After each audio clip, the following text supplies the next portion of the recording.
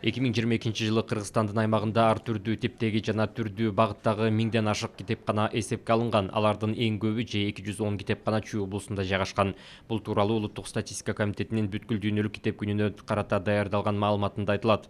Республикада кыргыз тилиндеги алгачкы басма органы 1920-жылдардан орто ченинде түзүлгөн. Ал эми китептерди жана китеп продукцияларын басып чыгаруу андан тышкары чектерде жүзөгө ашырылган. 1926-жылы гана Кыргыз мамлекеттик басма иштери башкармалыгынын чогулушунун чечими менен Кыргыз мамлекеттик басмаканасы басмасы негизделген. Ал эми 1966-жылы ишке киргизилген Кыргыз полиграфиялык комбинаты республиканын китеп басып чыгаруу ишин өнүктүрүүдө жаңы этапты ачкан. 2022-жылы Кыргыз республикасында 1367 нуска китеп жана брошюра басылып чыгарылган. Алардын жарымынан көбү кыргыз тилинде чыккан. Китептердин жана брошюралардын жылдык тиражы 1,6 миллион нускадан ашкан.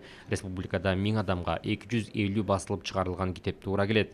Жалпыга жеткиликтүү китепканалардан сырткары мектеп китепканалары, жогорку жана орто окуу жайлардын китепканалары, медициналык, техникалык, айыл чарба китепканалары, ошондой эле Кыргыз Республикасынын Улуттук илимдер академиясына таандык китепканалар иш жүргүзүшөт. Республиканын китепкана фонду 2022-жылы 19 миллиондон ашык нускадагы китептерди жана брошюраларды түзгөн.